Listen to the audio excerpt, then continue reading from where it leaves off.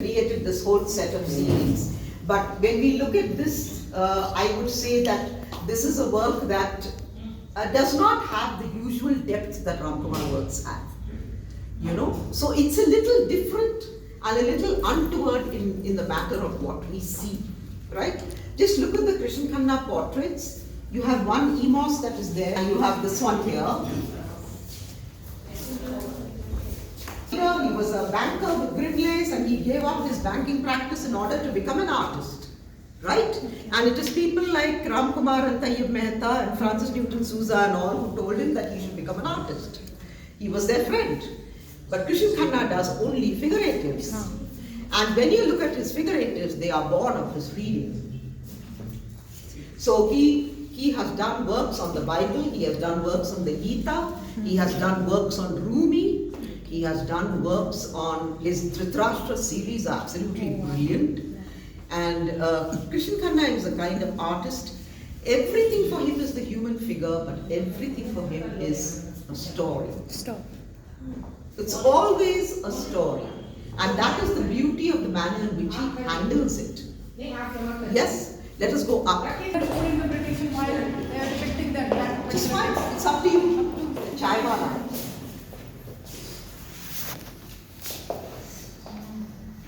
You take the human figure and you recreate the story with abstraction. Very strong abstraction. We are looking at the Chaiwala's stall. It has no walls. But each image is full of the chemistry of what happens in that frame. In that frame we have the little poor man who sits with the saucer in his hand. Look at the poise. Yes? And next to him is that faithful dog. Right? And when we look deeper, we are looking at someone reading a newspaper. And when we look at the person reading the newspaper, it does not matter what the person looks like. What is important is that the newspaper is being read. The most important part of that tableau is the newspaper. Yes? And then we look at the kettle. Yes? And the Chaiwala. In terms of what he creates, it is the strokes of Krishan Khanna that actually become the mood. In his strokes, the color, the manner in which he used color, we saw Emos downstairs. Emos is another story, but look at the treatment of colors, look at the treatment of the composition. Yes, and you look at the treatment of this. This is Nizamuddin, where Krishan Khanna used to live. It became a very important part of many paintings that he did. If you go to the ICCR website, I have done an online exhibition with catalogs called Visiting Indian Artists. Right? Krishan Khanna is one of them. You'll find a whole series of his works, and you please read my notes. Okay? What I love about this work is that it has a monochromatic tinge to it, but it's not monochromatic. Right? The moment we see it, our first reaction is that it's like a monochromatic work. But actually it has many shades of brown. But what a master, the manner in which he uses the brown. And brown, not an easy color to use, especially when you're dealing with a human figure.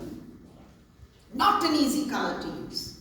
Yes, Krishan Khanna is most famous for his bandwalas. Yeah. Most famous for his bandwalas. You can't find any bandwala in the market now. He's done them on paper, he's done them on canvas. Yes, and he says the beauty of the bandwalas is that actually in reality they are so poor. The only money they make is when there are weddings. And he says during COVID last year, he said, I was thinking about my bandwalas. There are no weddings. they live. Yes, Krishan Khanna is such an important artist.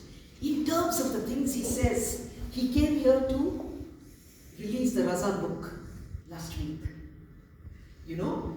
And I actually felt that after the long journey, he would have been very tired. No?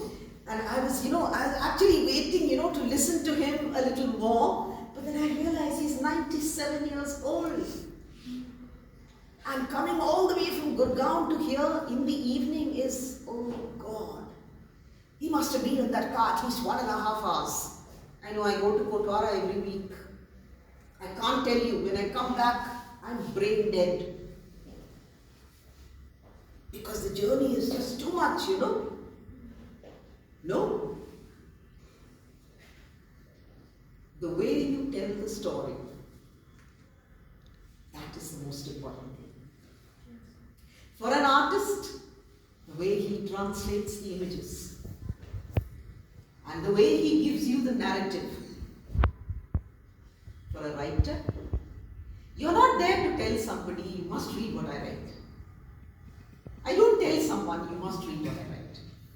Yes, this afternoon I had lunch with a very famous artist from Bangladesh. Her name is Tayyaba Begum Lipi. Tayyaba creates works with blades. I have written about many shows of hers. Yeah. She came here just for 4 days and she's been sending me a message every day saying, I have to meet you. And this morning when your man's message came in that we are coming only at 4, I sent Tayyaba a message saying, Tayyaba, will you come to IIC and lunch with me today? I wanted to talk to her. I've written so much about her without talking to her. So I spoke to her. She said something very beautiful, She said, you're not there to tell me that I should read what you write. She said, but with my morning cup of chai, I go to Facebook and let's see what Uma has written today. So I just got up out of my seat and I just hugged her and I told her, that is the greatest reward you can give a writer. You don't need anything else. Money means nothing. It means nothing. Yeah? And in the art world I have a reputation because most of the biggies who come to me, I say no to everybody. I tell them, if I cannot respond to your work, I cannot write. No, I can't be a fashionable writer. I'm not. I'm academic. No, I choose what I want to write about.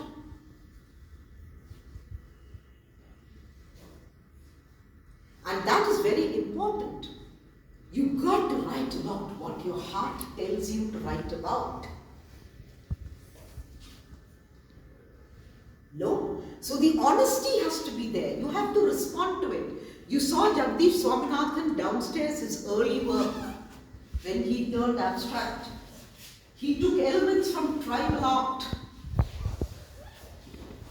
The triangle does not belong to the West. The triangle does not belong to Pythagoras. The triangle belongs very much to Indian philosophy. It belongs to Hinduism. The triangle is about Brahma, Shiva and Vishnu. There are so many beautiful things that happen in the triangle. It is the foundation of design.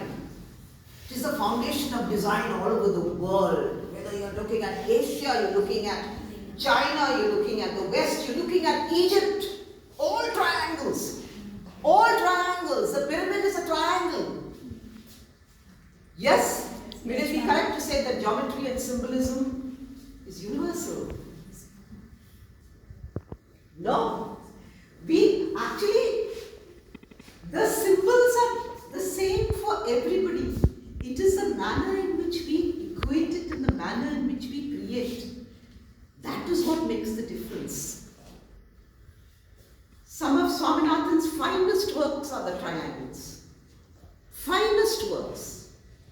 Because what he created with triangles was another language, another journey. And some of his greatest works actually belonged to tribes in India. Economic Times, I remember, once a week I would go to hand in my article. And I would go 5 minutes early so that I could just go on the top